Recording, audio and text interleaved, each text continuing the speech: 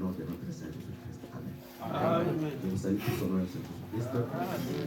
Je voulais, avant de commencer à prêcher, de faire quelque chose. Comme étant un enfant de Dieu, avant que le dimanche qui est passé, j'avais glissé un mot. Ce n'était pas ce que j'étais prévu que ça puisse faire sortir de ma bouche, mais c'était sorti. Mais comme un enfant de Dieu, je ne devais pas me justifier. Je vous demande pas, parce que j'avais parlé que nous sommes, je suis canoïste, donc nous savons que dans l'église nous sommes des chrétiens. Nous avons une seule personne que nous adorons et une seule personne que nous venons plus, en fait, nous puissions nous rassembler. Ce n'est pas pour les hommes. Si c'était pour les hommes, on serait déçus. Voilà pourquoi je me réponds. Je veux que la paix soit avec tout le monde. On me pardonne. La repentance, c'est la vie d'un enfant de Dieu. Que les sœurs bénissent. Prenons nos Bibles, nous allons lire l'Écriture et puis les autres, vous allez vous asseoir. Le pasteur Rocher va continuer le reste. Genèse 1, verset 1 jusqu'à verset 5. Genèse, chapitre 1er, verset jusqu'au verset 5. Nous sommes au nom de Jésus-Christ. Au commencement, Dieu créa les cieux et la terre. La terre était informe vide. Il y avait des ténèbres à la surface de la vie. Et l'Esprit de Dieu s'est mové au-dessus des eaux. Dieu dit que la lumière soit et la lumière fut. Dieu dit que la lumière est bonne et Dieu séparera la lumière avec les ténèbres. Dieu appela la lumière jour et il appela les ténèbres jour. Ainsi, il mit un soir, il mit un matin, c'est tout le premier jour. Vous pouvez vous asseoir. Le pasteur Rocher va rester à lire les autres. Prenons notre Bible dans le livre de Jean 4. Jean 4, verset.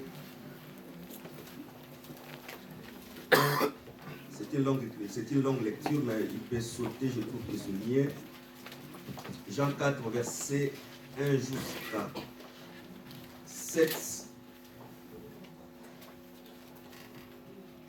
1 jusqu'à à 13 à 15, donc il lit, le reste on va lire à la maison. Il lit seulement 1 jusqu'à 15. Jean chapitre 4, du premier verset jusqu'au verset 15. Nous lisons au nom de Jésus-Christ. Le Seigneur sut que le pharisien avait appris qu'il faisait et baptisait plus de disciples que Jean. Toutefois, Jésus ne baptisait pas lui-même, mais c'était ses disciples. Alors, il quitta la Judée et retournait en Galilée. Comme il fallait qu'il passe par la Samarie, il arriva dans une ville de Samarie, nommée Sychar, près du champ que Jacob avait donné à Joseph, son fils. Là se trouvait le puits de Jacob. Jésus, fatigué du voyage, était assis au bord du puits. C'était environ la 6e heure. Une femme de Samarie vint puiser de l'eau. Jésus lui dit, donne-moi à boire, car ses disciples étaient allés à la ville pour acheter des vivres. La femme samaritaine lui dit, comment toi, qui es juif, me demandes-tu à boire à moi qui suis une femme samaritaine? Les Juifs, en effet, n'ont pas de relation avec les Samaritains. Jésus lui répondit, si tu connaissais le don de Dieu et qui est celui qui te dit, donne-moi à boire, tu lui aurais toi-même demandé à boire et il t'aurait donné de l'eau vive. Seigneur, lui dit la femme, tu n'as rien pour puiser et le puits est profond. D'où aurais-tu donc cette eau vive?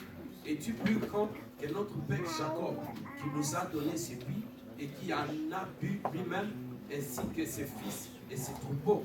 Jésus lui répondit, quiconque boit de cette eau aura encore soif. Mais celui qui boira de l'eau que je lui donnerai n'aura jamais soif. Et l'eau que je lui donnerai deviendra en lui une source d'eau qui jaillira jusque dans la vie éternelle. La femme lui répondit, Seigneur, donne-moi cette eau afin que je n'aie plus soif et que je ne vienne plus puiser ici. Va, lui dit Jésus, appelle ton mari et viens ici.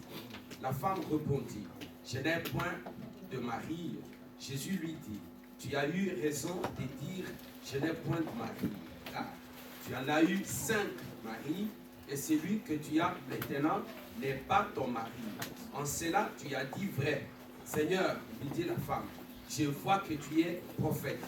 Nos pères ont adoré sur cette montagne. Et vous, dites-vous que le lieu où il faut adorer est à Jérusalem. Femme, lui dit Jésus, crois-moi, l'heure vient où ce ne sera ni sur cette montagne, ni à Jérusalem que vous adorerez le Père. Vous adorez ce que vous ne connaissez pas. Nous adorons ce que nous connaissons, car le salut vient des Juifs. Mais l'heure vient, et elle est déjà venue, où les vrais adorateurs adoreront le Père en esprit et en vérité. Car ce sont là les adorateurs que le Père demande. Jean 2, verset 1. Jean 2, verset 1.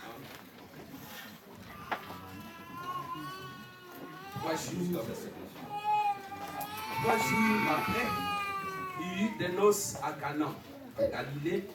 La mère de Jésus était là.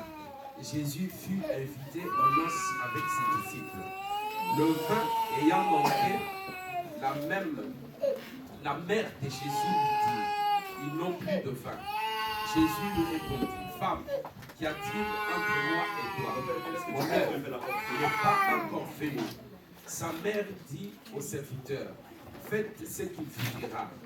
Or, il y avait là 6 vases de pierre destinés aux purifications des Juifs, contenant chacun d'eux 3 mesures. Jésus lui dit, remplissez d'eau ce vase, et ils le remplirent jusqu'au bord. Pisez maintenant leur dit-il, et portez-en à l'ordonnateur du repas. Et ils s'emportèrent. Quand l'ordonnateur du repas eut goûté l'eau changée en vin, ne sachant d'où venait ce vin, tandis que le serviteur qui avait puisé l'eau le savait bien, il appela l'époux et lui dit, tout homme sert d'abord du bon vin, puis le moins bon après qu'on s'est enivré. Toi, tu as gardé le bon vin jusqu'à présent. Tel fut à Cana, en Galilée, le premier des miracles que fit Jésus. Il manifesta sa gloire et ses disciples crurent en lui. Matthieu 9.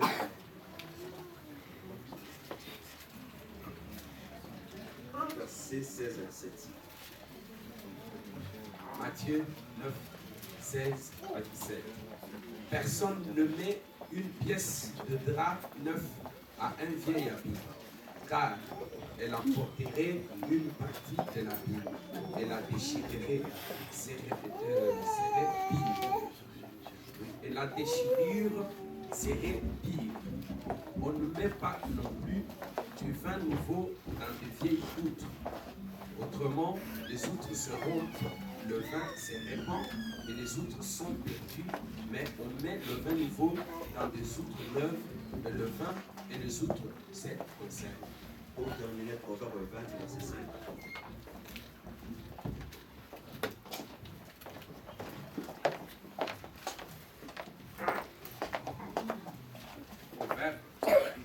Proverbe 20, verset 5.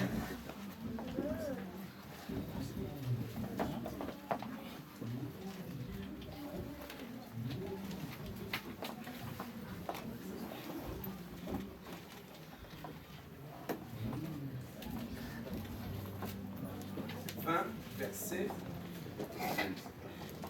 5.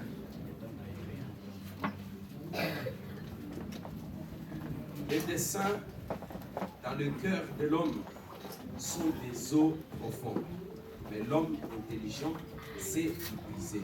Amen. Que le Seigneur bénisse la lecture de sa parole. Amen.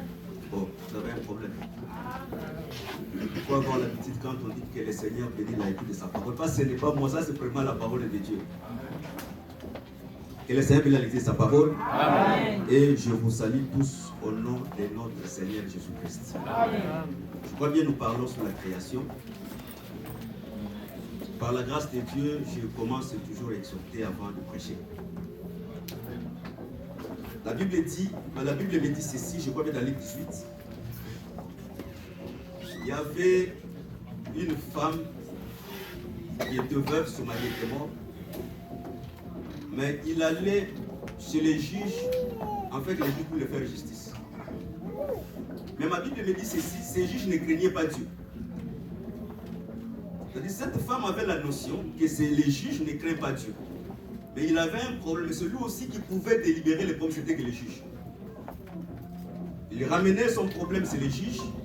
Il allait, il revenait, les juges ne faisaient pas justice à son problème.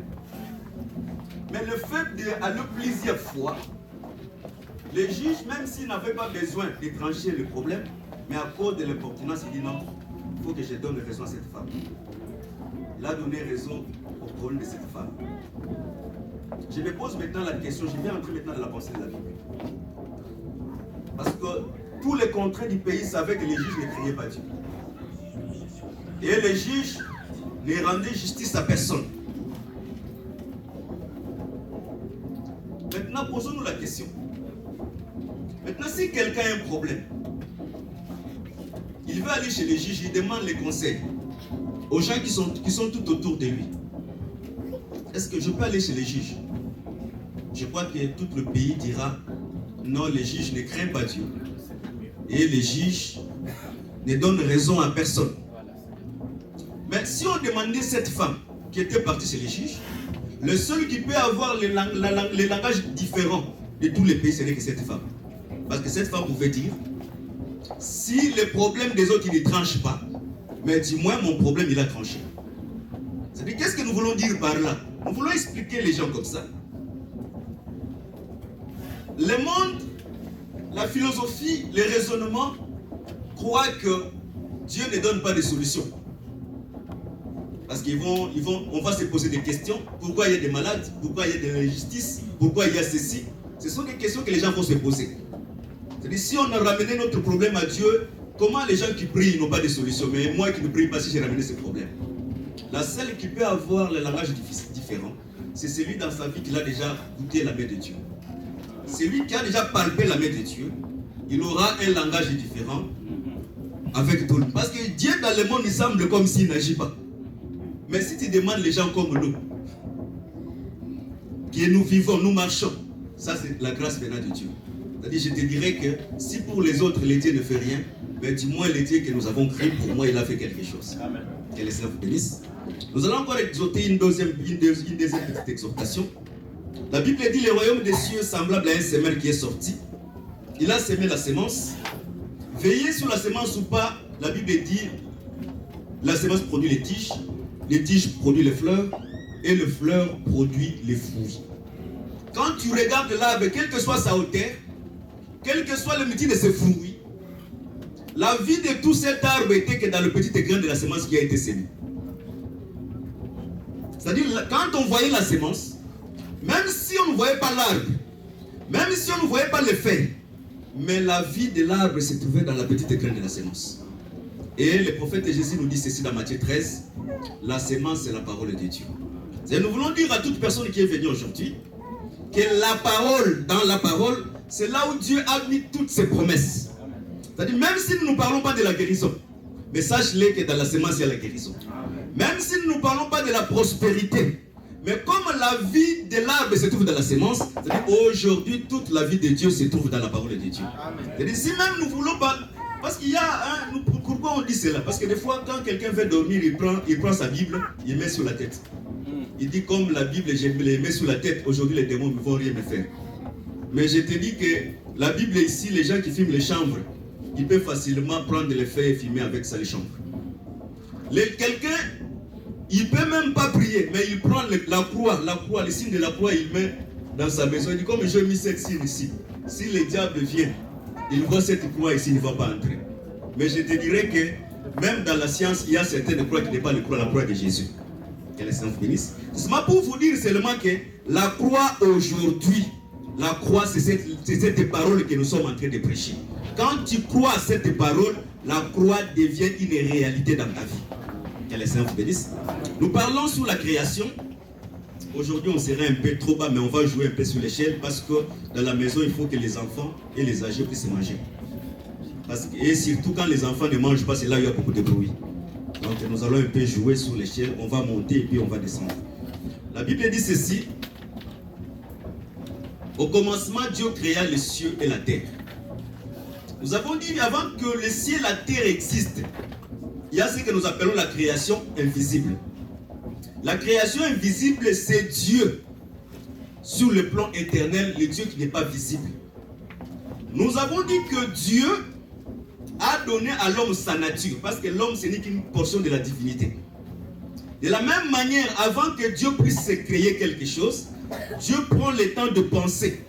De la même manière aussi, l'homme naturel, avant de faire quelque chose, même avant de se marier, de s'engager dans le mariage, Dieu a mis la faculté de penser dans l'homme.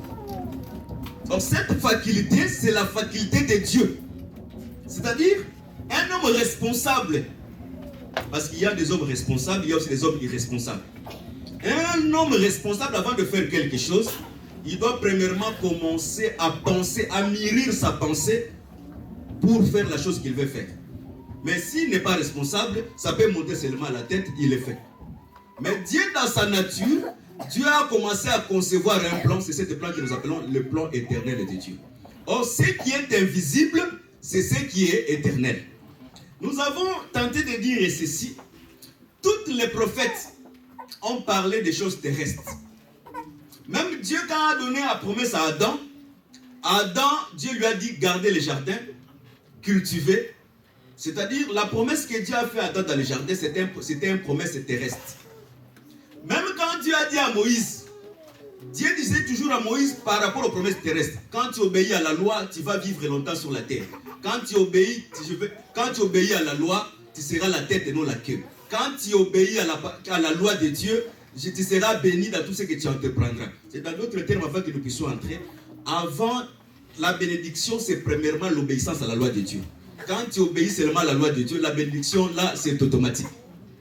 Quand on n'obéit pas à la loi de Dieu, on cherche la bénédiction, ça c'est le fétichisme ou bien d'autres histoires. Que les saints bénissent. C'est-à-dire, tous les prophètes qui sont venus, ils parlaient que des choses terrestres. Mais la seule personne qui est venue pour parler des choses célestes, c'est le Seigneur Jésus-Christ. Parce que quand il est venu, lui, il a commencé premièrement à parler du royaume. Or, le royaume de Dieu, le royaume des cieux, ce ne sont pas des choses terrestres. Ce sont des choses célestes. Voilà pourquoi nous avons dit, quand il y a déjà les célestes, les terrestres, c'est automatique. Mais quand il y a les terrestres, tu n'as pas les célestes. Mais quand il y a déjà les célestes, les terrestres, c'est automatique. Voilà pourquoi Jésus dit, cherchez premièrement le royaume et sa justice, et tout vous sera accordé là-dessus. C'est-à-dire, quand Jésus est venu, il a commencé maintenant à parler des choses célestes. Dans d'autres termes, si nous venons dans l'église, nous ne venons pas seulement pour des choses terrestres. Parce que les choses terrestres, même les gens qui ne prient pas, ils en ont. Il y a des gens qui n'ont jamais prié, mais ils ont beaucoup d'enfants. Il y a des gens qui n'ont jamais même reconnu Dieu dans une salle de prière, mais ils ont beaucoup d'argent. Il y a des gens qui n'ont jamais même parlé, mais ils ont de belles voitures. C'est pour dire que si nous venons dans l'église, ce que nous ne pouvons pas trouver dans le monde, c'est ce que nous venons chercher dans l'église. C'est-à-dire, si nous venons encore chercher ce que nous pouvons trouver dans le monde, dans l'église, tant mieux de rester dans le monde. Parce que facilement dans le monde, on peut les trouver. Que les saints vous bénissent. Comme les prophètes ont parlé des choses terrestres, est-ce que nous aujourd'hui encore, on doit continuer à parler des choses terrestres? L'apôtre Paul dit ceci dans Philippiens 3, je crois bien, verset 18. Il dit, les fils de la perdition, ils ont pour Dieu. Je veux qu'on puisse lire cette écriture, Seigneur, avant que je puisse continuer.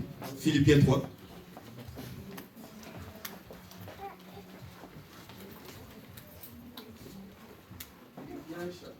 Je crois bien, verset 18, je ne me trompe pas. Tu vas commencer un peu à haut, c'est mieux. Les fils de la perdition. Philippiens 3.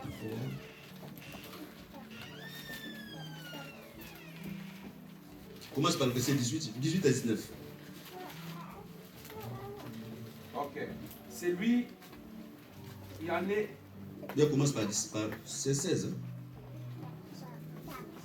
17 jusqu'à 19. Soyez tous mes imitateurs. C'est Philippiens 3, 17-19. À partir du verset 17. Soyez tous mes imitateurs, frères, et portez les regards sur ceux qui marchent selon le modèle que vous avez en nous. Car il en est plusieurs qui marchent en ennemi de la croix de Christ. Je vous en ai souvent parlé et j'en parle maintenant encore en pleurant. Leur fin sera la pétition. Ils ont pour Dieu leur ventre. Ils mettent leur gloire dans ce qui fait leur honte. Ils ne pensent qu'aux choses de la terre. Que le Seigneur bénisse sa parole. C'est-à-dire, le fils de la perdition, qu'est-ce qu'il fait? Son Dieu, c'est son ventre. Mais il pense qu'aux choses de la terre. C'est-à-dire, quand tu entres dans une église où on ne parle pas des choses célestes, on parle que des choses de la terre, il faut quitter cette église. Parce que là, Dieu n'est pas là. Ce sont, je vais descendre encore dans le niveau le plus bas. Là, ce sont des églises que les gens disent, si tu me touches, tu verras ceci. Si tu fais ceci, tu seras marié. Si tu me donnes ça, tu auras du travail. Si tu fais ça, tu seras grand. Or, la loi de la grandeur, avant d'être grand, il faut devenir petit. C'est-à-dire, pour être grand, il faut accepter de servir les autres. Mais toi, tu ne sers pas les autres. Mais on te donne déjà la promesse que si tu fais ça, tu seras grand. Dieu ne se contredit pas dans sa parole. Dieu est toujours derrière sa parole pour s'accomplir. Si tu veux être grand, comment réduis-toi, fais-toi petit, commence à servir les autres. C'est à ce moment que Dieu va t'élever. Que le Seigneur bénisse. Tu auras un bon mariage. Mon frère, dans cette Bible, sur la terre, il n'y a pas de mariage parfait. Parce que les gens oublient, Paul dit ceci, il est mieux que les gens ne se marient pas. Mais si quelqu'un veut se marier, qu'il sache que dans le mariage, il y a la persécution. C'est-à-dire, sur le point du mariage terrestre, il y a toujours des persécutions et des problèmes. Mais ce qui est mieux pour les enfants de Dieu, s'il y a des problèmes, leur recours c'est vers la parole de Dieu. C'est ça la grande différence. Que les saints bénissent. C'est-à-dire, quand l'église est fixée seulement sur les choses terrestres, c'est-à-dire dans cette église, tu seras grand. Même si tu ne travailles pas, tu seras grand. Tu auras un bon mariage. Même si tu ne te comportes pas bien, tu auras toujours un bon mariage. Sache-le que dans les églises qu'on prêche comme ça, là-bas, il n'y a pas la vie éternelle. Il faut entrer dans les églises là où on te dit la vérité. Parce que la vérité nous affranchit. Que les saints bénissent. Mais la Bible dit ceci. Sur les choses célestes, voilà pourquoi quand Jésus est venu, quand il est mort, comme Abraham, Isaac, Moïse, ils n'ont pas parlé des choses célestes. Jésus devait encore descendre dans les régions inférieures pour prêcher la vie éternelle aux gens qui ont vécu au temps de Noé. On n'a jamais appelé quelqu'un dans la Bible fils de Noé. On n'a jamais appelé quelqu'un fils de Moïse. Ici dans la Bible, il n'y a que le fils d'Abraham. Que les saints vous bénissent. Voilà pourquoi on dit qu'au commencement, Dieu créa les cieux et la terre. Et Proverbe dit ceci, les desseins dans le cœur de l'homme, ce sont des eaux profondes. C'est par là que nous comprenons que les eaux, c'est les desseins qui se trouvaient dans le cœur de Dieu. Amen. Est-ce qu'on se comprend? Amen. Je vais descendre même dans le niveau le plus bas aujourd'hui, afin que ceux qui sont venus aujourd'hui puissent aussi ramasser quelque chose. C'est-à-dire, les eaux, c'est les desseins de Dieu. Or, Éphésiens 1 dit ceci, Dieu a entendu avec que l'état soit accompli, afin de réunir toutes choses, ceux qui sont dans le ciel et ceux qui sont dans la terre, sur un seul homme. C'est-à-dire, quand Jésus marchait sur la terre, c'était les cieux et c'était la terre. C'était la terre pourquoi? Parce qu'il vivait comme étant un homme. Il marchait dans la crainte et il marchait dans la sanctification. Voilà pourquoi Jésus n'a jamais péché. Parce qu'en étant un homme, il a été un modèle. L'évangile sans la sanctification, c'est la mort et la perdition. La Bible dit, sans la sanctification, personne ne verra Dieu. Amen. C'est-à-dire, pour voir Dieu, il faut premièrement marcher conformément à ce qui est écrit. Que le Seigneur vous bénisse. La sanctification. Nous avons la sanctification par rapport à la parole. Parce que quand quelqu'un écoute la parole le sanctifie. Nous avons la sanctification par rapport à celui que Dieu a mis à part. Parce que quand Dieu t'appelle, il te met à part, il te sanctifie. Nous avons aussi la sanctification comme étant un effort humain où la personne doit s'efforcer pour vivre une vie correcte par rapport à la parole. C'est que nous avons... Vivre cette vie en s'efforçant, c'est que Paul dit, je traite durement mon corps. C'est-à-dire, pour vivre la vie de la sanctification, il faut traiter durement ton corps. Parce que la chair, c'est notre premier ennemi. Notre premier ennemi, ce n'est pas mon frère. Ce n'est pas même ma tante sorcière. Mais mon premier ennemi, c'est ma chair. Parce que pour prier, même pour prier, c'est la chair qui va t'empêcher de prier. Même pour se fâcher, c'est la chair qui va t'envoyer de se fâcher. Que le Seigneur vous bénisse. Voilà pourquoi la Bible dit ceci. Jésus étant fatigué, il pouvait aller partout, mais il devait passer par la Samarie. Moi, j'ai dit chaque fois, nous les pasteurs d'aujourd'hui, tu peux me voir maintenant en France. Après quelques minutes, tu me retrouves en Suède. Je marche seulement comme ça, sans but. Donc je vais me retrouver en Suède, je me retrouve. Je vais me retrouver maintenant à Châteaurouge, je suis là-bas. Mais non, Christ ne marchait pas comme ça. Parce que Christ, quand il est venu sur la terre, chaque pas de sa vie, il marchait avec un but. Voilà pourquoi Dieu a créé toutes les choses avec un but. Même si tu es marié avec ton mari, c'est avec un but que Dieu a fait que vous soyez mariés. C'est avec un but que Dieu a fait que tu sois aujourd'hui à Pierrefitte. Ce n'est pas un hasard. Chez Dieu, les hasards n'existent pas. Voilà pourquoi je vais donner une petite écriture. Quand on voulait connaître la volonté de Dieu, on tirait au sort. Le tirage au sort, c'était la volonté de Dieu. Que le Seigneur vous bénisse. Voilà pourquoi j'ai dit aux gens, même quand tu es ici en Europe, l'Europe ce n'est pas le paradis. Tout à fait. Mais si tu es ici en Europe, c'est une grâce que tu as reçue auprès de Dieu. Parce que la Bible dit ceci, Dieu a fixé les limites sur nos pas. De partout nous marchons, Dieu a fixé une limite. C'est-à-dire, si tu es ici, c'est-à-dire parmi les limites que Dieu a fixées pour ta vie, Dieu a fixé les limites aussi que tu sois en Europe. Mais pour les autres, l'Europe sera pour leur perdition. Pourquoi? Parce qu'en Europe, il ne va pas manquer à manger, il ne va pas manquer à s'habiller, et avec tout cela, il va oublier que le Créateur existe. Et à cette personne, il sera perdu. Mais pour les autres, Dieu permettra que tu vis heureux en Afrique, mais quand tu vis en Europe, que tu aies des problèmes, que ces problèmes te ramènent devant Dieu. C'est-à-dire pour les autres, l'Europe sur le plan du salut. Voilà pourquoi celui qui écoute cette parole, il a déjà les clés du salut entre ses mains. Que le Seigneur vous bénisse. Jésus sur le puits.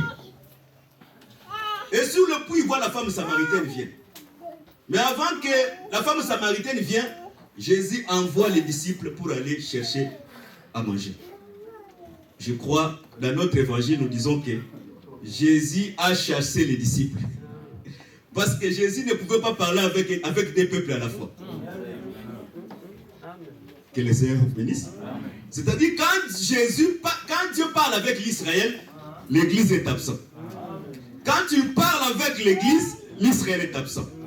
Les apôtres, comme ils représentaient l'Israël, quand Dieu voulait parler avec les Samaritains qui étaient l'image de notre jour des nations, il a chassé. Il a chassé les disciples. Mais pendant que les disciples étaient partis, la femme samaritaine a amené la nourriture que Jésus devait manger. Parce que quand les disciples sont revenus, ils ont trouvé que Jésus avait déjà mangé. Que le Seigneur vous bénisse. Or, la nourriture de Jésus, c'est quoi? C'était faire la volonté de Dieu. C'est-à-dire, en dehors de manger, faire aussi la volonté de Dieu, c'est aussi manger. Quand tu viens écouter la parole de Dieu, c'est faire la volonté de Dieu. Parce que quand tu veux écouter, vous savez, dans nos vies, il y a plusieurs offrandes que nous pouvons donner à Dieu. Mais l'offrande le plus capitale que nous pouvons donner à vie, c'est notre corps. Voilà pourquoi je dis chaque fois, quand Dieu fait quelqu'un le bien, Dieu demande que nous soyons reconnaissants. Vous savez, même dans la chair comme ça, avant que nous allons chez Dieu, dans la vie, il y a beaucoup de gens qui ne sont pas reconnaissants. Et ce sont des mauvaises habitudes et ce n'est pas la vraie nature d'un enfant de Dieu. Quand on te fait du bien, il faut être reconnaissant. Amen. Même si tu es venu en Europe, la personne t'a maltraité après. Mais quand il t'a reçu seulement dans sa maison, il t'a fait du bien. Il faut être reconnaissant. Que le Seigneur vous bénisse. Jésus, dans ses habitudes, quand il fait du bien, il a fait dire le premier bien, les 9 sont partis. Le seul est revenu. Mais Jésus l'a posé la question. Où sont les autres? J'ai dit, les autres étaient irreconnaissants. Mais du moins, la personne était reconnaissante. Et quand les signes de la reconnaissance, c'était quoi? Il a amené son offrande pour donner à Dieu. Quand je parle de l'offrande, je ne parle pas de l'offrande comme l'argent, parce que là, tu vas dire les prédicateurs, qu'est-ce qu'il veut parler? Je veux dire que quand tu sens que Dieu t'a fait du bien, le signe de la reconnaissance que Dieu t'a fait du bien, c'est amener l'offrande. Et l'offrande que Dieu peut agréer dans ta vie, ce n'est que ton corps. C'est-à-dire, si nous sommes réunis aujourd'hui dans le culte, c'est l'expression de la reconnaissance du bien que Dieu nous a fait. Voilà pourquoi nous avons ramené notre corps comme étant une offrande, comme signe de la reconnaissance à Dieu qui nous a donné la vie. Parce qu'il est impossible qu'un fils de l'homme augmente un coudée des jours de sa vie. C'est-à-dire, si nous sommes en vie aujourd'hui, c'est une grâce, c'est le bien que Dieu nous a fait. Comme il nous a fait du bien, nous devons ramener l'offrande. Et l'offrande que Dieu va agréer, c'est notre corps. Voilà pourquoi Paul dit ceci. Offrez vos corps comme étant un sacrifice saint, agréable, et pour faire à Dieu un culte raisonnable. C'est-à-dire, quand tu viens, ton corps comme étant offrande, tu dois chercher à faire à Dieu un bon culte. C'est-à-dire, en nous tels que nous sommes réunis, nous sommes tout un culte. Amen. Que le Seigneur vous bénisse. Voilà pourquoi quand on vient à l'église, on ne vient pas regarder les autres. Et quand on vient à l'église, on ne vient pas pour les autres. On vient pour que je sois en communion avec Dieu. Parce que le sacerdoce, c'était le point central de la vie de toute l'Israël. C'est-à-dire, l'Israël, quand le sacerdoce était bien, l'Israël prospérait. Quand le sacerdoce ne marchait pas bien, l'Israël aussi ne prospérait pas. Quand le culte est bien fait en toi, tu prospères. Voilà pourquoi nous avons dit dans la prédication, quand Moïse construisait le tabernacle, il n'a pas commencé par le parvis, mais il a commencé à construire les lieux très saints. Et il recule, il construit les lieux saints, il recule, il construit les parvis. Qu'est-ce que nous voulons dire par là? Quand Dieu veut commencer à construire la vie de quelqu'un, Dieu ne commence pas à construire la chair. Dieu commence à construire l'âme. Quand il guérit l'âme, il vient dans l'esprit.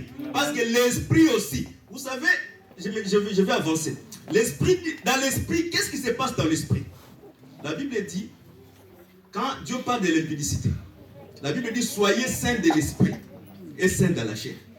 Il y a d'autres personnes, nous pouvons leur voir seulement saints dans la chair, mais leur esprit est suivi.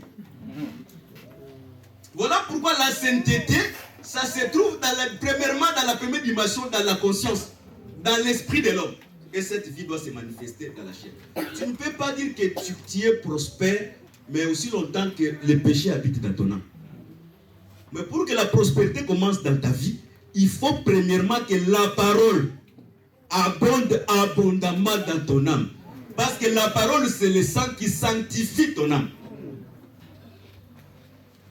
Que le Seigneur vous bénisse. La femme samaritaine est sortie sous le puits. Et il a rencontré Jésus. Nous croyons qu'un bon mariage, il faut que nous puissions nous rencontrer sous le puits.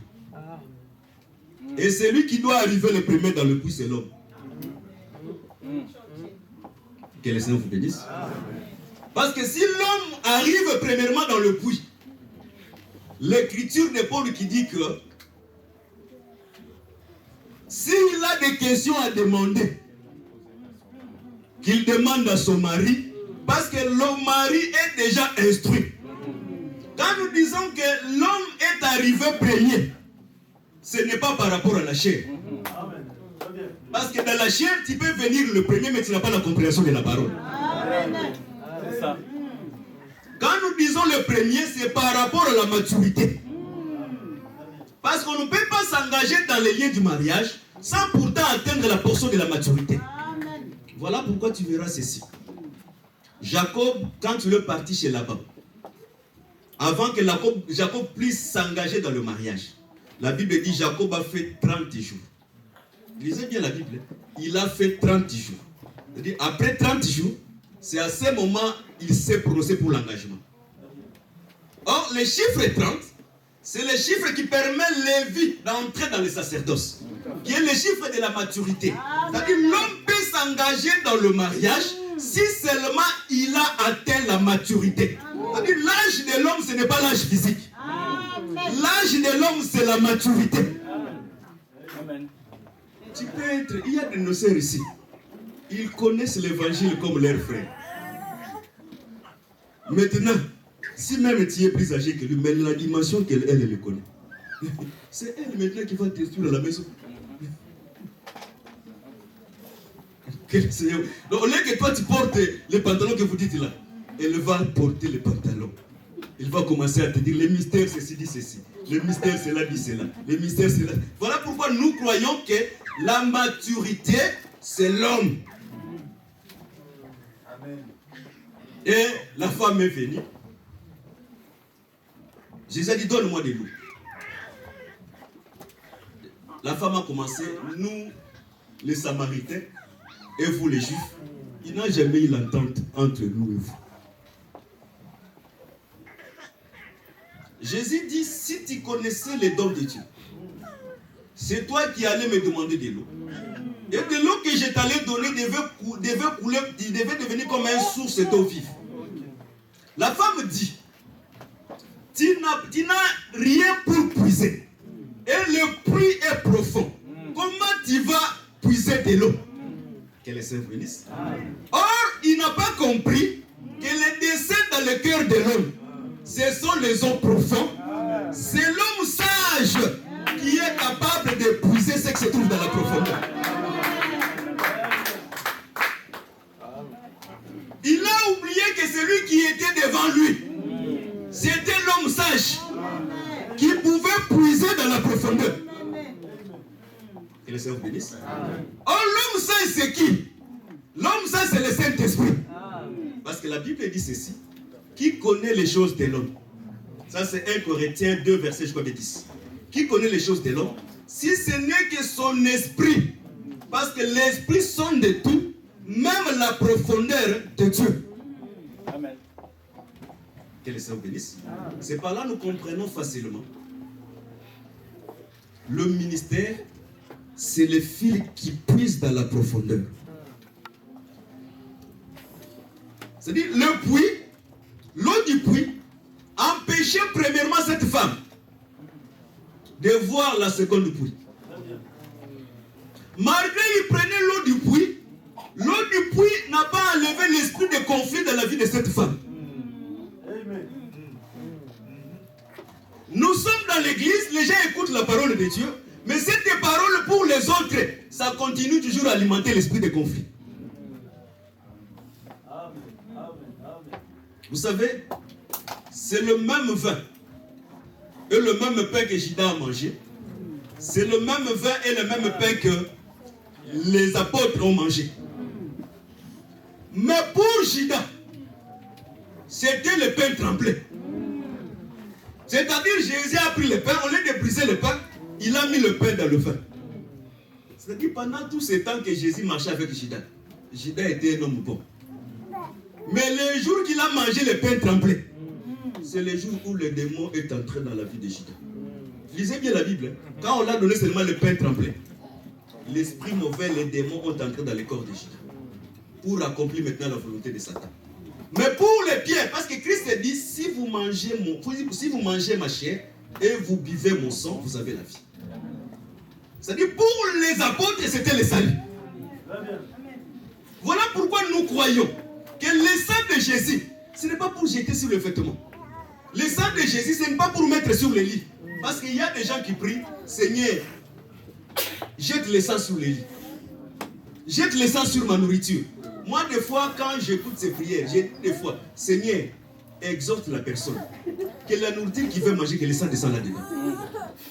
En priant, tu dis que Jésus déverse ton sang là-dedans.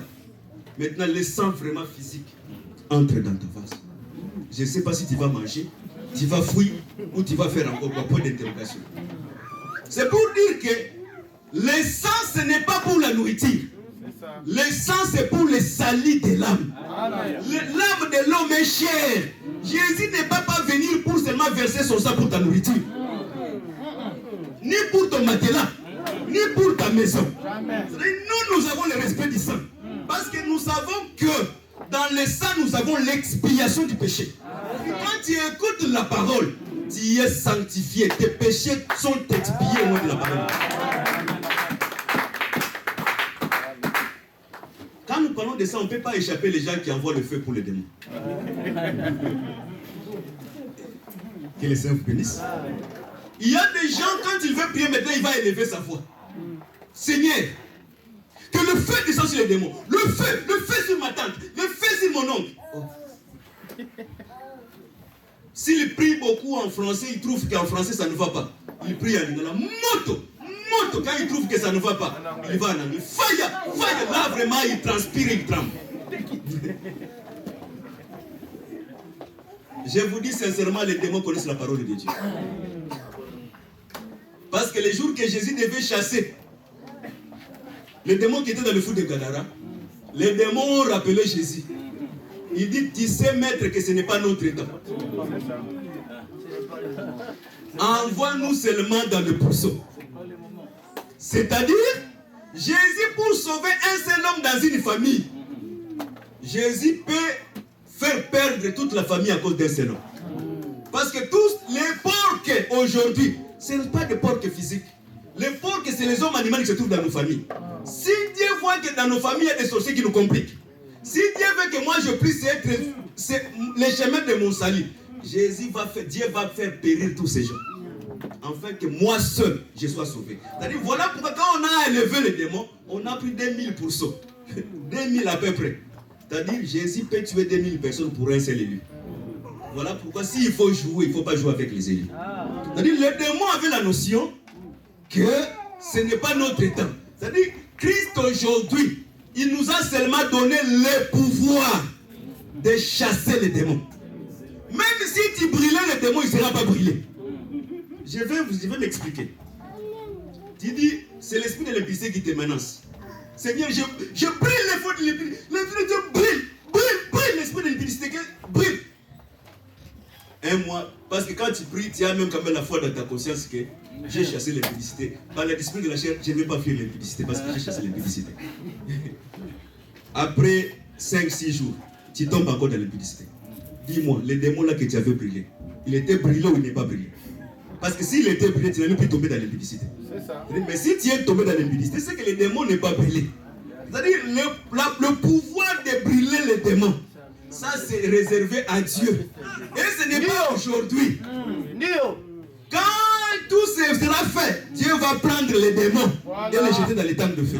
Mais aujourd'hui, vous savez, Dieu ne peut pas brûler tous les démons. Là, je vous dis avec sincérité. Parce que si Dieu brûle tous les démons, toi, tu ne vas plus prier.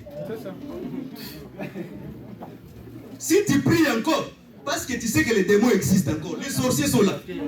Parce que si tu ne veux pas venir dans l'église, si tu ne veux pas prier, Dieu va compliquer les histoires dans ta famille. Tu n'as jamais vu ta tante venir te tenir sous le cou. Tu vois comment la sœur a témoigné. Est-ce qu'elle a déjà témoigné depuis qu'elle est ici? Mais quand il a vu les couteaux la nuit, il a les couteaux. Le verset est monté directement. Vous savez, le verset que vous trouvez Nil qu'on donne ici. Ce verset, quand il y a des problèmes, ça sera un verset très important. Il a vu l'importance des versets la nuit. Le verset est monté. C'est le verset qu'on avait cité. Mais c'est le verset lui aussi qui lit chaque fois. Mais c'est les jours-là, comme les couteaux étaient là, le verset que les pasteurs donnaient était devenu très important. Que le Seigneur vous bénisse. C'est-à-dire, pour que toi tu puisses prier, Dieu doit laisser les démons. Quand tu auras des problèmes, tu trouves que ça ne va pas. Quand tu veux, si tu veux gêner, si tu veux gêner, Dieu s'il veut que tu gênes, tu vas gêner. Même si on ne donne pas les sujets de gêne ici. Mais toi, quand le problème n'aura pas de solution, toi-même dans ta maison, tu vas gêner. Amen. Voilà pourquoi Dieu laisse encore. Parce que les démons sont là aussi pour accomplir. Pour accomplir la volonté de Dieu. Voilà pourquoi Dieu nous a donné seulement le pouvoir de chasser. Je donne encore un exemple avant d'avancer. Quand Israël était entré en Canaan, Josué voulait qu'on puisse chasser tous les ennemis qui étaient en Canaan. Dieu dit non, je ne les chasserai pas tous. Je veux commencer à les terminer un à un. Parce que si toi tu n'obéis pas, ces gens-là seront un fouet sous mes mains. Et pour que je puisse te remettre en route, je vais prendre seulement les gens qui t'entourent, qui puissent te remener dans le chemin. C'est-à-dire les démons sont là pour dire que tout esprit est au service de Dieu. Je ne veux pas que comme tu es venu la première fois que tu puisses te perdre. Je vais m'expliquer un peu. La Bible dit ceci, Akab c'était quelqu'un qui n'était pas soumis à Dieu. Il était égaré, il faisait n'importe quoi. Mais Dieu maintenant, il était assis dans son conseil, il voulait tuer Akab. Dieu dit maintenant dans son conseil, parce que si tu es un ministre, il faut être dans le conseil. Là où Dieu parle, là où chacun des doigts reçoit une portion. C'est tout ça. Maintenant Dieu dit, comment on va faire pour tuer Akab? Question. Comme les gens qui étaient des conseils étaient des saints, ils étaient là-bas, ils regardaient Dieu. Mais comme le diable aussi c'est un serviteur de Dieu, un mauvais esprit qui était dans les régions inférieures est monté devant la face de Dieu. Il a dit à Dieu, moi je sais ce qu'on va faire d'Akab. Dieu a dit, qu'est-ce que tu vas faire? Dieu qui est omniscient, omniprésent, omnipartout, il connaît tout. Il demande encore aux démons, qu'est-ce que tu vas faire pour Akab? Maintenant le démon il dit, je vais mettre les mensonges dans la bouche des prophètes d'Akab. C'est-à-dire, les gens peuvent prophétiser, mais ils peuvent aussi prophétiser par l'esprit des mensonges. Comment on saura que c'est l'esprit des mensonges? Quand tu verras un prophète, même si tu es dans le péché, il dit que du bien de toi, sache-le que c'est un faux prophète. Parce qu'Akab était déjà égaré, Akab était déjà dans le mal, mais les prophètes d'Akab parlaient toujours les biens d'Akab. Les dieux que nous servons, quand il est dans le péché, quand il envoie un prophète, c'est pour te réprimander. C'est-à-dire la parole comme étant les prophètes, quand la parole vient comme les vrais prophètes, il vient pour nous réprimander. Et Dieu a dit aux démons, Dieu va faire ce que tu as dit là. Et les démons descendent. Demain, les prophètes d'Akab ont commencé à mentir. C'est-à-dire pour dire que Dieu, quand il veut accomplir sa volonté, si tu n'obéis pas, il a plusieurs moyens qu'il peut utiliser tout autour de toi. Voilà pourquoi nous disons ceci. Quand tu vis dans le péché, tu trouves que tu prospères, demeurer dans le péché. Parce que tu n'es pas un fils du royaume. Nous, les enfants de Dieu, quand je suis dans le péché, je ne peux pas prospérer. Tout est bloqué. Parce que le châtiment, c'est un signe d'amour. Et quand Dieu me châtie, je sais qu'autant convenable, je vais encore sourire. Parce que c'est le moyen qui peut me ramener dans le chemin du salut. Et après avoir me châtié, Dieu va me consoler. Que le Seigneur vous bénisse.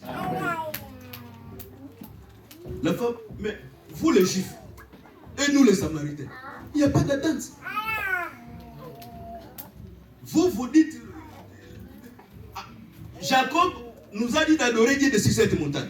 Et vous les Juifs, quand vous venez, vous dites qu'il faut adorer Dieu à Jérusalem. Jésus dit, premièrement, le salut vient des Juifs.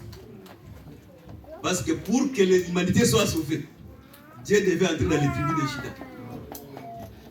Voilà pourquoi Jésus devait naître sous la dot de Joseph. Je vais m'expliquer avant d'avancer. Vous savez, dans les temps anciens en Afrique, si la femme elle est mariée, même si un autre homme l'ensemence, elle devient enceinte, cet enfant-là va appartenir à l'homme qui a donné la dot. Ça, c'est dans l'Afrique, dans les temps anciens, quand les choses étaient encore dans la normalité. Mais pas aujourd'hui. Même moi, c'est difficile que je supporte ça. Que le Seigneur vous bénisse. Maintenant, Joseph, comme quand la Bible dit que la femme est fiancée, c'est-à-dire c'est le mari qui a déjà payé la dot. Le fiancé des Moyen-Orient et notre fiancé ici, c'est différent. Parce que dans le Moyen-Orient, quand on appelle quelqu'un fiancé, c'est quelqu'un qu'on a déjà payé la dot. Le temps où la famille prépare la femme à entrer dans le mariage, c'est ce qu'on appelle le temps du fiancé. Une fiancée d'office était déjà une femme mariée. Parce que nous ici, les gens avec les mauvais enseignements peuvent dire qu'on était des fiancés, on n'était pas des mariés. Non. Dans notre évangile, les fiancés, c'est le mariage. Amen. Si tu dis seulement oui, on dit oui seulement à un frère. Oui. C'est vrai.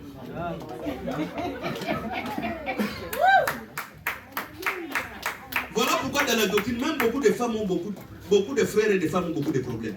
Parce qu'ils ont déjà dit beaucoup de oui. Parce que chaque oui, c'est un engagement. Tu n'es pas lié par la dot.